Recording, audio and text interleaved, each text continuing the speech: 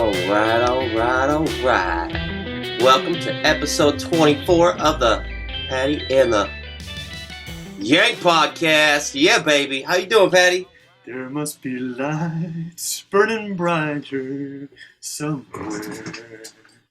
There must be birds flying higher in the sky, so blue. Fuck! I went to watch the new Elvis movie this week and it was brilliant. There's a new Elvis movie? There's a new Elvis movie and it was fucking really, really good. I have trouble believing that. Believing what? That there's a new Elvis movie or that it was really good? That it was really good. It was great. Really? The guy, Austin Butler, who played Elvis in the movie, was fucking phenomenal. I grew up with Elvis. My father was a diehard Elvis fan, so I heard Elvis in my house all the time as a kid. I thought it was really good. Very good movie. It showed a lot about his manager, the Colonel, who was a fucking thieving bastard. Yeah. Tom Hanks played in the movie. Oh, really? Very good movie. You're telling me Tom Hanks was in a good movie? Tom Hanks? Whoa. Hey. Hold up there for 1 second. You're telling me Castaway. Yeah. I just mean like, get the fuck out of here. Like nowadays, it doesn't seem like he does many. That's like good. saying like Robert De Niro. Like I feel like I could do a better job in his most recent movies. I was good in this, but yeah, anybody that's out there listening, man, check out the new Elvis. Modern people like Bill Burr, right? He was talking about watching the Elvis documentary, and he said his wife, who's black, African American, got really pissed, and she's like, "He's just another one of the white men that stole the black man's music and commercialized it for white people." So when I heard that, I was like, "Oh man, I grew up loving Elvis, and maybe I shouldn't have." Never fucking Elvis. He's all right. Yeah, he's all right. Cool. All right, listeners, today is an extremely special day. We have a special guest from the U.S. I've known him for quite some time. His name is Damilare Adeyeri. I think I just said that wrong. Let's bring him in so he can say his name correctly. Sure thing. So, hi. What's up? I love it. So how do we say your last name, Damilare? Adeyeri. Sweet. Yeah. And the first name is Damilare, correct? Damilare is correct. Damilare. Yes. Sweet. How are you doing today? Doing fantastic. Glad to be here. Thanks for having me. And as you can see, I'm playing the part too. I love it. I told you I didn't expect you to do it, but now I'm happy that you did. Loving the Sure, we're all one, right? Yeah. We got to be in unison.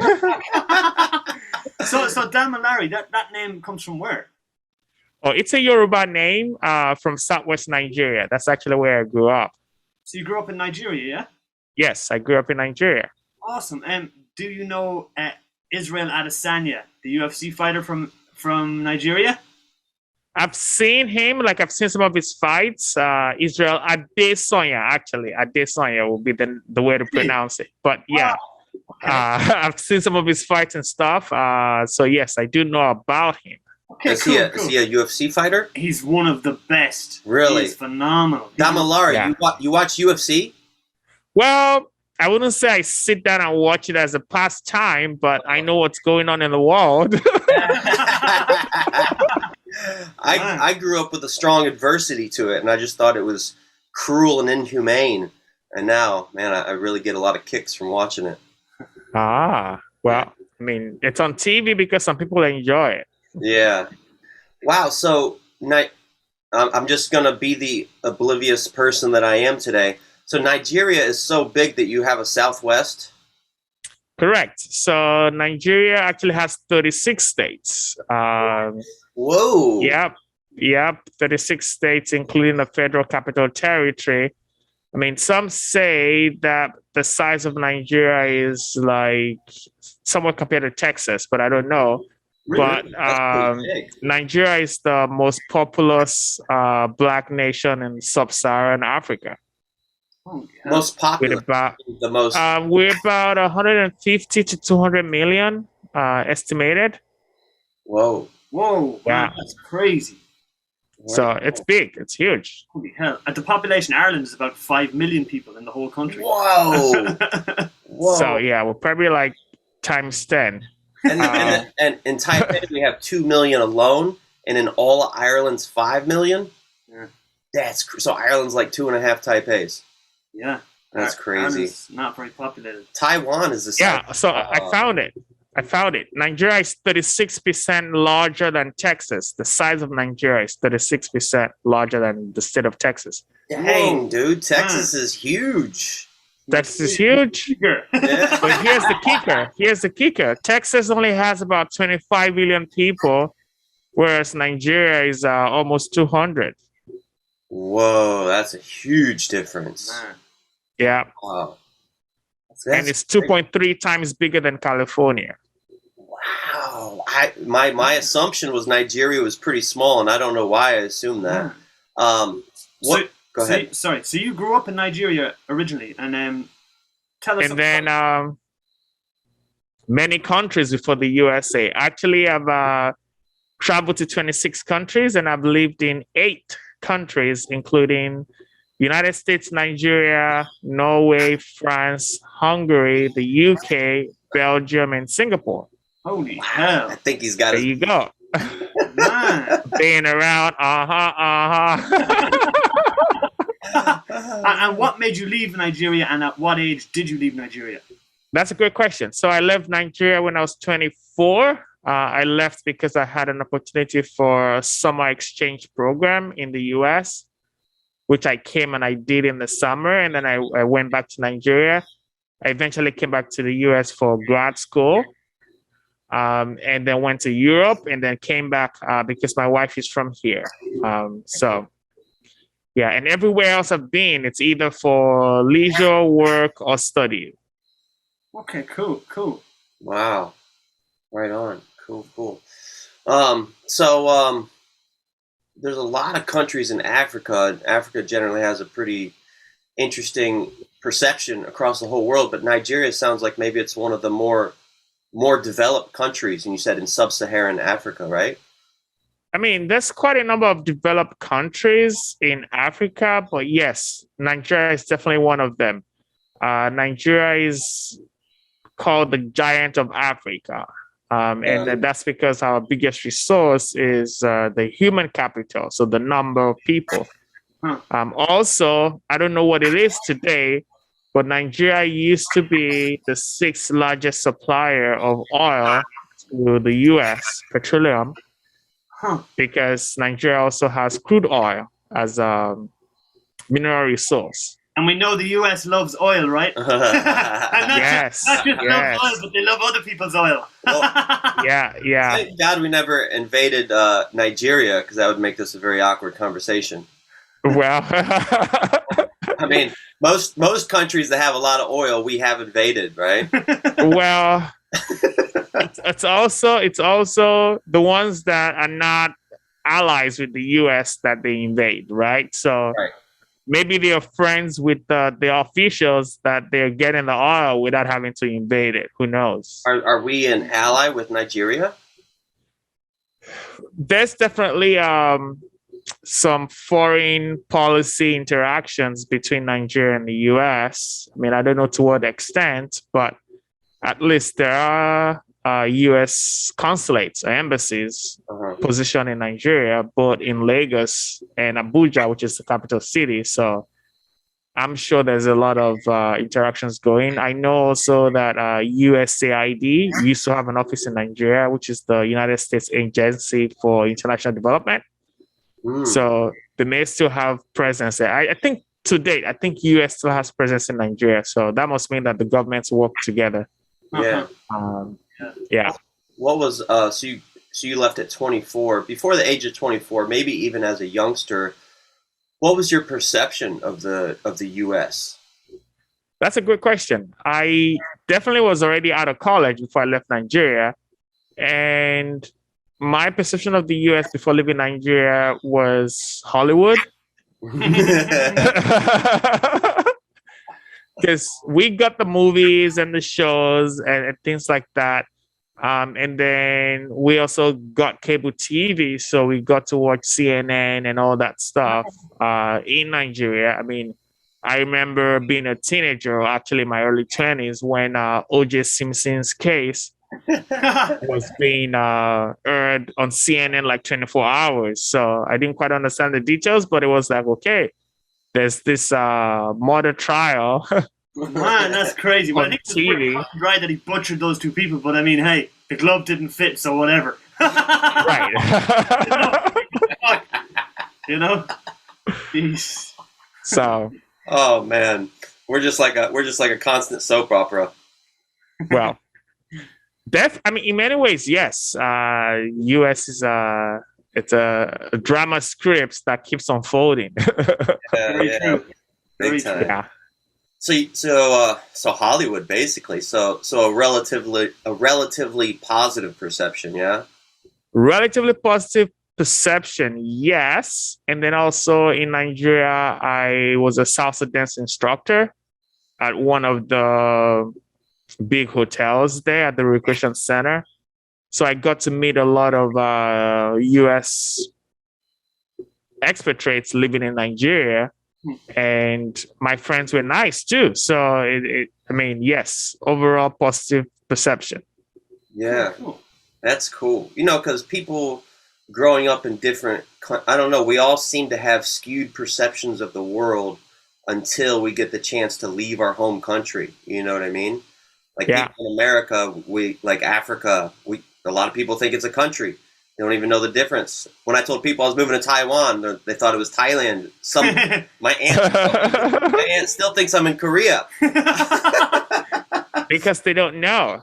Yeah. You know, so I actually heard something today, which is really, really cool. And I think it's profound. It's like, we should stop trying to figure out how to navigate different cultures, but expand our own worldview. Yeah. Mm. It's interesting. Because this idea of navigating different cultures lets you stay in your own bubble, and then you're finding a way to kind of weave through the different cultures without really opening up your mind or letting your worldview and mind expand. Mm-hmm. Versus opening up your mind and expanding your worldview allows you to see things the way others see, allows you to go into their world and try to understand their perspective rather than this is different from me. I'm just going to find a way to tolerate or just avoid it. That's very true. That's very Oh, Yeah. so you're saying like if you're an American and there are foreigners or immigrants coming in, like looking at them as separate as opposed to going out and buying them a cup of coffee and trying to get to know them.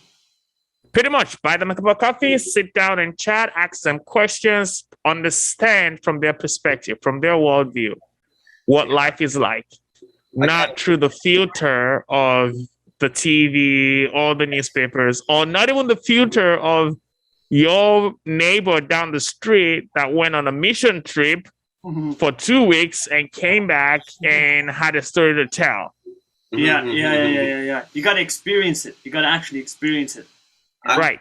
I gotta say, Damilare, it was you and all your fellow friends in the Macy program that really opened my worldview, because prior going to BGSU, I had no clue about people from other countries, other languages, other worlds, other views, stuff like that. And then I went to BGSU. That's where I met Damilare. We started playing drums together in the park. That's right. It was me, him, and then a Saudi guy. Doesn't get any more multicultural than that. And him and the other people he was going to school with, they had already like joined. Most of them were in the Peace Corps, isn't that right? Correct. So I'm just going to say in full because not everybody would understand when I say Macy. Yeah. So Macy is the Master of Arts in Cross-Cultural International Education.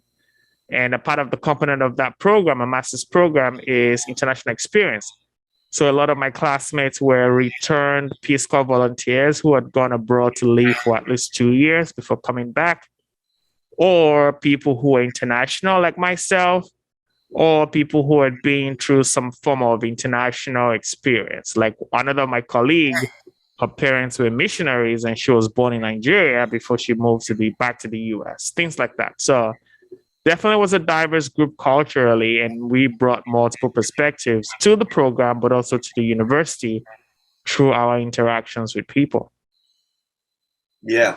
That was pretty. I remember I wanted to join the program. I was like, "Can I join?" And they're like, "Have you ever been abroad?" I'm like, "No." And they're like, "All right, go travel for a couple years, come back, and then you can be in the Macy program." and it rightfully so, because there are some things you can learn in the classroom. There are some things that you just have to experience. And that's really the change, the shift in your mindset, in your worldview, and being through that process of being uncomfortable in a new country, place, and culture, and then how you adapt. That process changes you in many more ways than you can imagine, for good. Yeah, for sure. And again, you have to actually be there and experience that to be able to understand it. Like you said, like I'm going to talk about a Hollywood movie here, but there was a movie, Good Will Hunting, and this guy was super smart. Matt Damon, his character, and it was super smart, super intelligent, all this kind of stuff. And Robin Williams was the professor in the school. And he said, there was a great fucking speech, a great monologue in this movie where he said, "Oh, you know everything about the frescoes of the paintings in this place, and you know this and you know that." He goes, "But can you tell me one thing?" He goes, "Tell me what this place smells like. Tell me what that place feels like. Tell me what it sounds like." He's like, "You can't tell me any of these things because all you've done is read out of a book. You've just read things." He said, "You haven't experienced those things, but you think you're smarter than me." It was great. I don't remember the monologue, but I remember the great fucking monologue, and it's kind of relevant to what you guys are talking about, actually. Yeah, pretty much. Yeah, discomfort will humble the crap out of you. I think about India the most, being on a really crowded bus that doesn't smell great, and it breaks down in the mountains, and there's no AC, and then you show up to this village, and there's no there's no bathroom. Period. You're like, "I really need to go to the bathroom," and then you want to eat, and you can't, and there's nowhere to wash your hands, and you have to eat with your hands, and I'm like, just freaking out. But that makes you a stronger person in the long run. Speaking on that, can you tell us some of the comparisons that you find from growing up in Nigeria to America, or like what was it like growing up in Nigeria? Like, was it tough? Like, can you tell us a little bit about that? Yeah, absolutely. So one thing is always different. It depends on what part of the country you grew up and how wealthy or not your family was. Mm-hmm. So by Nigerian standards, my family was actually middle class by Nigerian standards. So both my mom and dad were educated. Actually, my dad had an MBA or has an MBA. And my mom worked in one of the government offices. And then both of them, worked, so earned, so could afford to send us to schools. And so from that perspective, we were well-to-do. Right, compared to somebody who either was poor, worked a blue-collar job, and things like that. So that's a big distinction. However, culturally, some things were very similar in the way we grew up. Like, I mean, I ate with my hands, not because we couldn't afford a cutlery piece like silverware, but because culturally, it's just what we did. I remember a very particular instance. I was traveling with my dad to his hometown, and one of the delicacies, like the traditional meals, is pounded yam, like actual yam with soup, and you eat it with your hand. I was trying to eat it with a fork, and my dad grabbed the fork out of my hand. It's like, "What the heck are you doing?" It's like, "Are you trying to embarrass me?" It's like, we're in my hometown, everybody hits with the hand, and you were trying to eat with a fork. What the hell?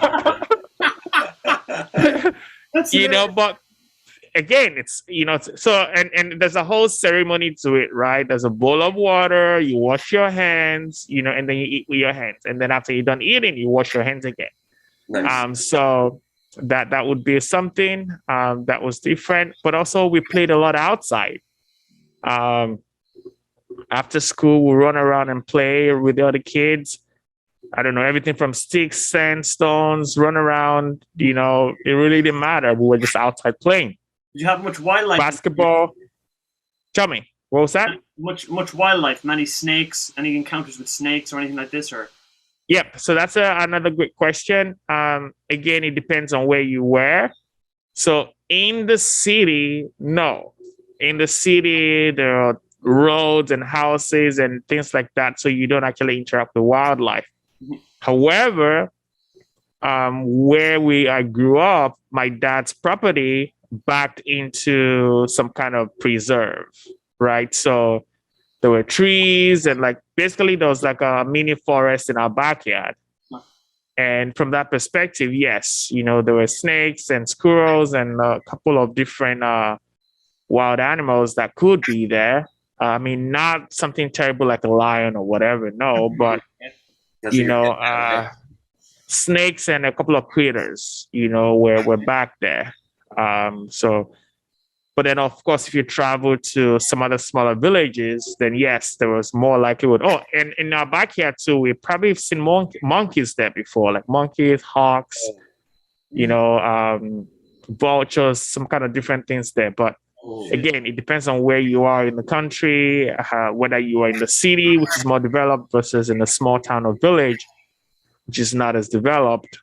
So there's a lot of differences in that way. And a lot of it is also connected to economic disparity, right? So where you live also was kind of connected to how much money you had. Yeah, I guess that's pretty similar in most countries, isn't it? Like, and the same thing, that that's like the smaller villages, they're more likely to have snakes because there's less people there to, disrupt the wildlife. When I think of Africa, I think of wildlife. It's one of the first things I think of is the great array of wildlife that Africa has. Yeah, so I was just curious to ask you that. Yeah. I think of like poverty and war. I know. I just wanted to be honest. It's the truth. Like growing up, that's what I thought of. One of my favorite movies was Machine Gun Preacher, where this where this dude, he's like a heroin addict biker, and he gets clean, becomes a Christian, and then goes on a mission to Africa.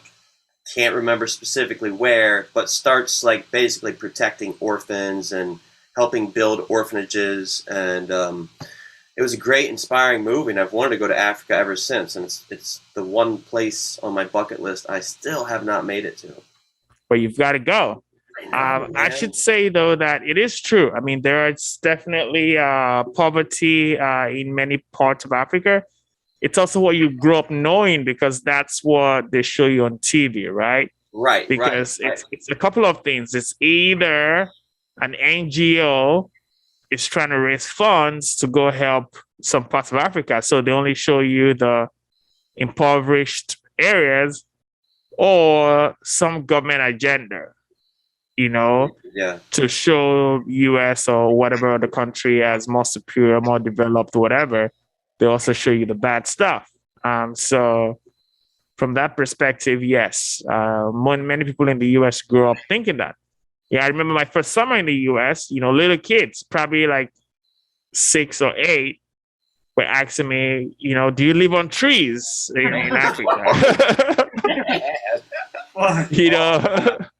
Tell me what life is like. I was like, okay, well, you're such a small kid. You learn that from somewhere, right? Like there's some adult in your life or some media in your life that at this age already planted the seed in your mind that Africans live on trees. It's very true. It's very true because, like you said, they're kids. They have to get this from somewhere, and normally it's the parents. You know what I mean? Like if you were going to school and a kid said to you, "Oh, your father works here," or you don't have a good car or whatever like that, they heard that at home. The kid didn't just come up with that as a 6-year-old. You know what I mean? So right. Yeah, we come from a small town in Ireland, and that would be the case a lot of the times. A kid might say something to another kid and something. Oh, well, your father's an alcoholic. And it's like, how would a 6-year-old know that? Because his parents are talking about your parents or whatever it is that. So. Oh man, that makes me think. I was listening to a podcast yesterday, and it was talking about how poor people and obviously poor neighborhoods, if they go around like robbing people, because I guess there was this kid, and these other 2 kids jumped that kid and hit him. They didn't know it, but they hit him so hard when he fell down, he died. And it was a little kid, and they robbed him for $20. Wow, $20, and they were kind of talking about what does it take for children to do that, or what causes children to do that. And most of the time, it's because in their home, their dad is hitting them, right? So they kind of develop a malice towards the world, and then they go out and just repeat the same behaviors they are experiencing at home. I feel like that's kind of what you were just saying as well. Yeah. Sorry, Yeah. it went pretty dark for a minute, but I felt like it was very relative. You know, you kind of repeat what's in the home. Yeah. Yeah. I mean, and it's all like emotional deficits, if that makes sense. Like Mm. how they feel internally. It's a combination of being able to express or not express themselves, and how that comes out in their interaction with other people is also related to how that mirrors their interactions at home. Totally. Comes down to parenting, right? Yeah. So give us one thing I'm curious about too is food. What type of food did you eat growing up as a kid in Nigeria? The best food ever. Yeah. A couple of things. So rice, beans are staples, definitely. Yam is another one, and yam not like sweet potatoes, even though we have sweet potatoes. It's another kind of tuber crop, a root crop. So yam, plantains. Oh, I love fried plantain, man. Yeah, yam, so you plantains. said a yam, but not a sweet potato. Those are two different things. Yes, they're absolutely different. What's a yam? Yam is white. So I mean, it's more long and bigger than sweet potato. Like, I mean, I'm sure if you Google like Nigerian yam, because they have it in Ghana too, you will see what it looks like. We have yams here as well in Taiwan. I think it's white here. It's like a white, almost like a root. Like a big, thick root. It is a root. Definitely is a root. When you cut it, it's white inside. We also have yellow yam, but I think it might be a food that we eat for breakfast here, and they call it bobogao. And it's no, it's not that. Oh, okay. I don't know what it's supposed to be good for your stomach. Yam. Yeah, it is definitely good for your stomach. So, yeah, definitely good. I mean, it's carbs basically. That's what it is. It's carbs. I noticed that everything you said so far was carbs.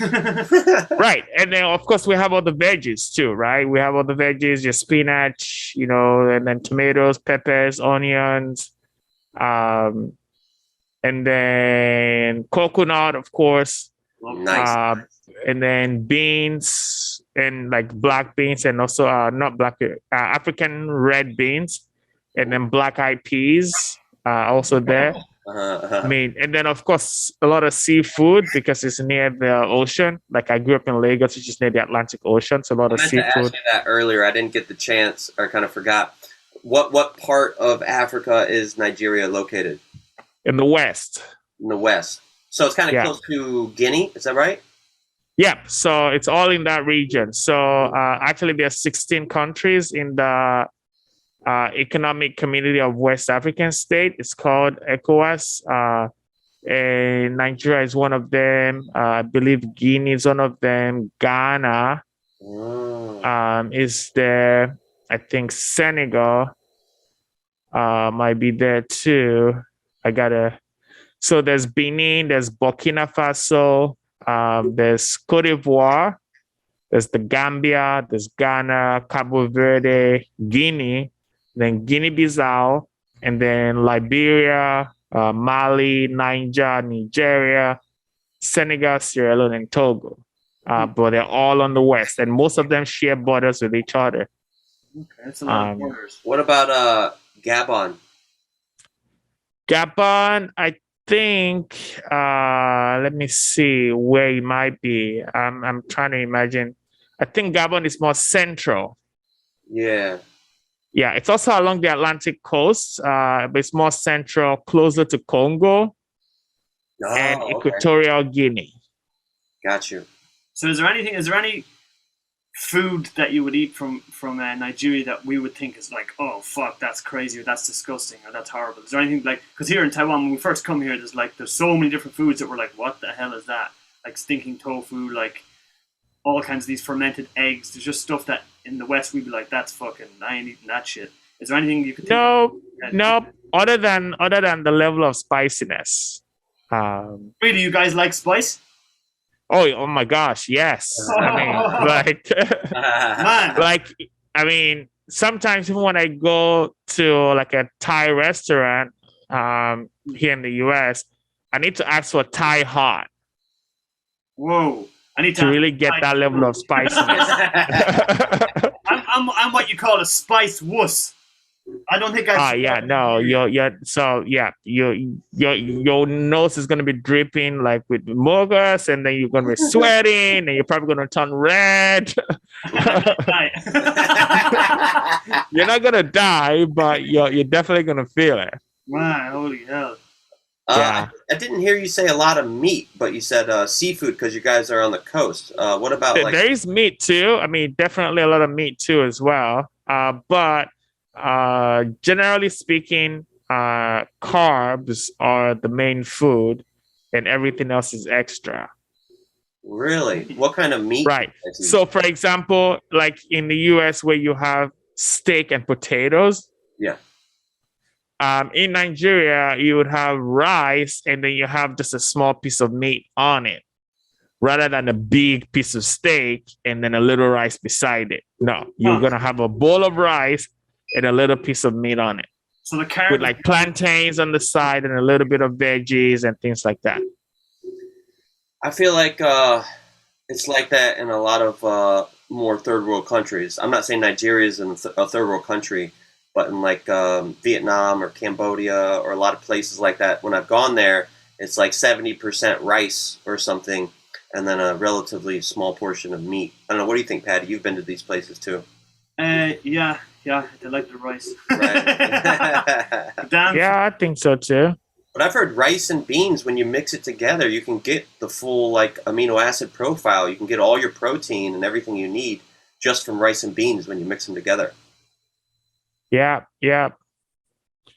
And I mean, it's like what they call balanced diet, right? It's like you get your carbs from the rice, you get your protein from the beans, you get some of the other minerals and stuff from the veggies, and then maybe a little bit of, I mean, you don't need meat, but, if you have the meat, then you're getting things like iron and zinc and selenium and some other nutrients from your food.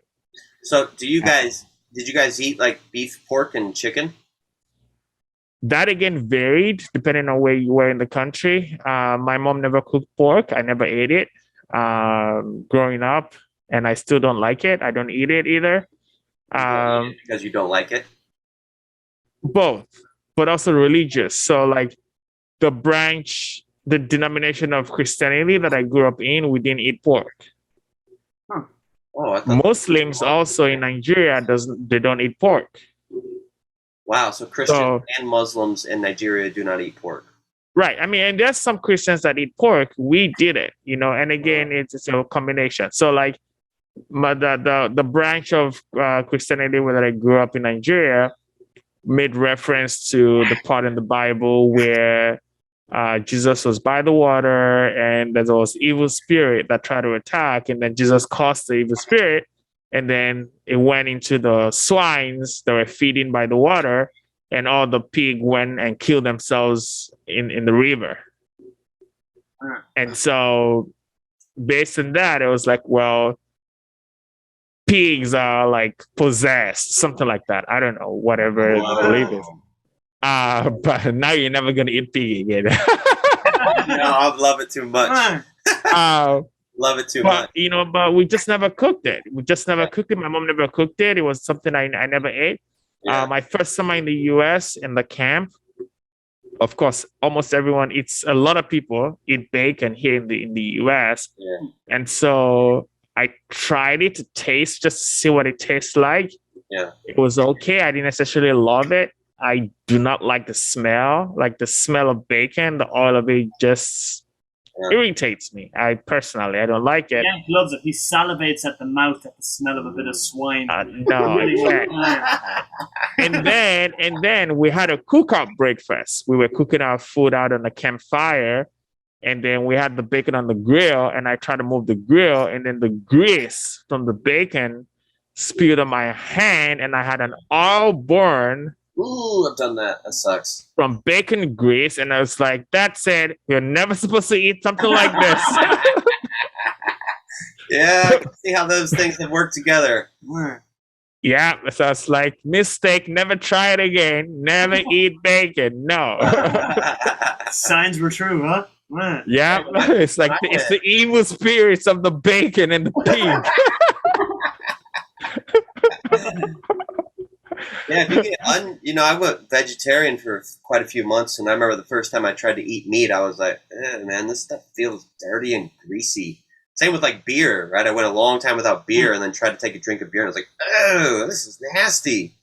So you go long enough without something, you just become adverse to it. So that's interesting. So are you still vegetarian now? And no, I'm not, but I have to say I do respect the vegan and vegetarian diets. I think any diet, anybody that tries to commit to any diet, do the damn thing. I think it's awesome. I still like. I think the diet's cool. Like that's how I talk to myself. Like I think the vegan diet's cool. I think the vegetarian diet's cool. But recently I've been experimenting more with like a carnivore diet, and I also play around with keto sometimes. I just bounce all over the place, but recently more like meat based. Meat is my central thing. Meat and fruit. I've just been eating meat and fruit. Yeah, but I think a lot of times my breakfast or my lunch is still mostly plant based.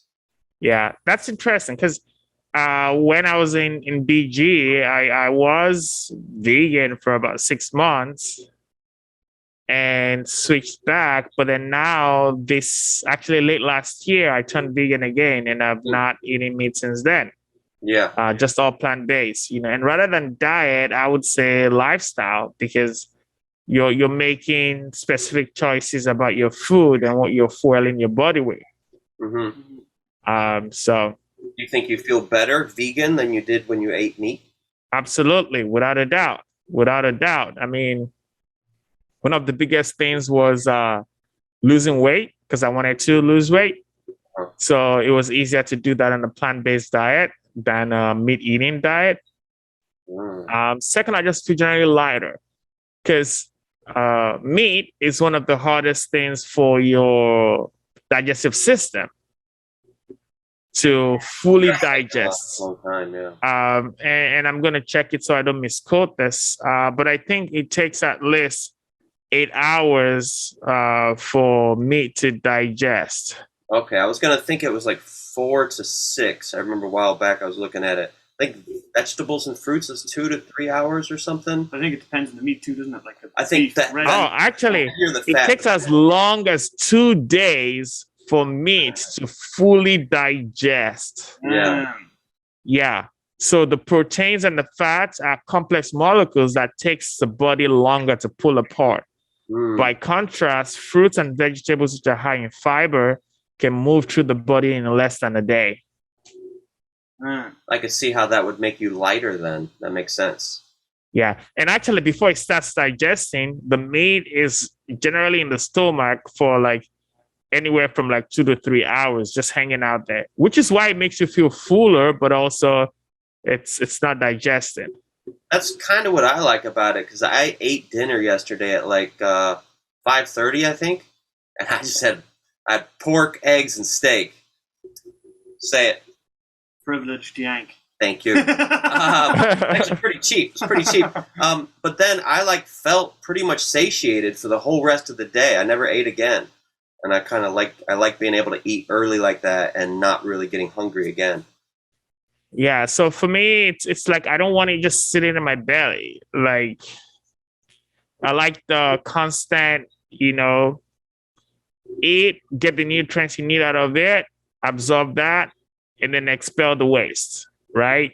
Because I see food as fuel. I mean, it's basically to give my body and my cells the nutrients they need to live, to grow, to run, to do exercise, to do all the things that I want. That's essentially what it is. It's just fuel for your damn body, isn't it? Whereas now in today's society, fucking food has become something completely different. You know what I mean? A drug for some people, right? It's wild. Yeah. And I mean, I don't want to remove the fact that there's a ceremonial aspect of food too. Like when it's shared together with someone, right? There's a community part of it. Like people come together to eat. So like, it's not so much the food, but the food brings people together. There's conversation, there's connection and community and all that stuff. So all of that is great. At the same time, it's not a reason to overeat. Damilare, when I met you at BG, like I said earlier, that was when my mind and my world just expanded massively. And I met a gang of Saudi Arabian boys there, started hanging out with them all the time. And when we would eat dinner, they would put like a huge silver plate on the ground, and then they would put a trash bag, I think, on top of that, and then a whole bunch of rice and like chicken and stuff like that. And then we would sit on the ground together and eat with our hands. And man, they taught me such a cool sense of brotherhood and friendship. And I think that's kind of what you're talking about, like the ceremonial aspect of eating. I got to say, I almost never do that because I'm always like eating alone or eating in a hurry, or like me and Paddy kind of just smashed breakfast, but we both couldn't stop talking the whole time. There was nothing ceremonial about that at all. But eating can be such a beautiful thing that brings people together. Yeah. I mean, actually, in the U.S. too. I mean, this whole thing around Thanksgiving, right? It's the set. I mean, in a normal setting, right, with a family that all like each other. It's hard to find that a lot of the time, you know. Thanksgiving is supposed to be that ceremony, right, of coming together. They're eating turkey, they see each other, whatever else they eat, right? The casserole and the cranberries, stuff like that. I mean, too much damn food. Anyway, but still, it's probably the one time in a year that the big family comes together and they see each other and they hang out and they catch up on the last 12 months of their lives, whatever. But so I like that part of it, right? I like the getting together part of it. Yeah, for sure. I just got a new house with a big balcony, and I'm so psyched to get a grill and have some barbecue parties. It's awesome, bringing people together. Just having fun, just barbecuing. Nice. Yeah. This is actually the first podcast now we've recorded in the new studio. He was telling me that there was going to be some moving taking place and some installing of new equipment and internet and stuff. So yeah, we got the Ethernet cable, new studio, a lot more space. That's pretty nice, feeling good, beautiful balcony, beautiful neighborhood. If I turn left, I'm in downtown Taipei, as city as it gets. If I turn right, it's like a little park, then a little bit bigger park, then a really big park, and then like mountains everywhere. And last night or 2 nights ago, nice, the best of both. Yeah, I was out there smelling the trees and looking at the stars. It was just epic, man. And then the neighbors called the police and he was arrested. A weird white man out here smelling the trees. He's covered in a bandana. He must be a criminal. Smelling the trees and staring up at the sky. I had to bail him out this morning. Oh, man. It's super great. I'm super grateful. Super grateful for this new place. But, well, heck yeah. Nice. I think we're going to go ahead and bring this to an end. Wrap it up. Got anything you want to say, Paddy? No, I'm very interested in talking to you. I was very interested in hearing about growing up in Nigeria and stuff like that, because like I said again, a lot of people wouldn't know anything about Nigeria or any of the food or stuff like that. So I was interested to hear you talk about that, And we'll definitely talk about how you found America when you first moved there and stuff like that. So we'll get you on again to talk about that, which I think would be also very interesting. Yeah, sure, anytime. I mean, I already told Paddy that, or whoever is Paddy and the other is the Yank. Paddy The Yank. No, all right, that's okay. I told Yank that I'm happy to hop on again, and talk about a lot. I mean, there's a like you said, like in the good way, I'm worldly, and what that means is a wide experience of travel, of meeting people, of cultures, of mindset, of so there's a lot we can talk about. That I mean, starting out with Nigeria is a good base because that's where I came from. That's where I was born. Yeah. However, from that we could branch out. We could talk about life coaching stuff too, which also I'm a coach. I work full time as a life coach, helping people get results in their life, whatever their outcome is. So there's a ton of stuff we can talk about. Behavioral change, finding a mission in your life that you pursue with passion, all that stuff. Fitness, heck yeah, why not? Food, I mean, we started talking about it too. So yeah, I enjoyed that. Just let me know anytime. Surprise. Yeah, awesome. All right, cool. Well, listeners, thank you for listening today. I hope you enjoyed this, and I hope we expanded your world we're checking out. Follow us on Instagram, Spotify, and YouTube. We also got the Patreon page up. Just uploaded to Facebook. I think it'll be on Instagram tomorrow. Cool. So if you can, buy us a cup of coffee, and we'll see you guys soon. Not if you can, you must. You must. All right.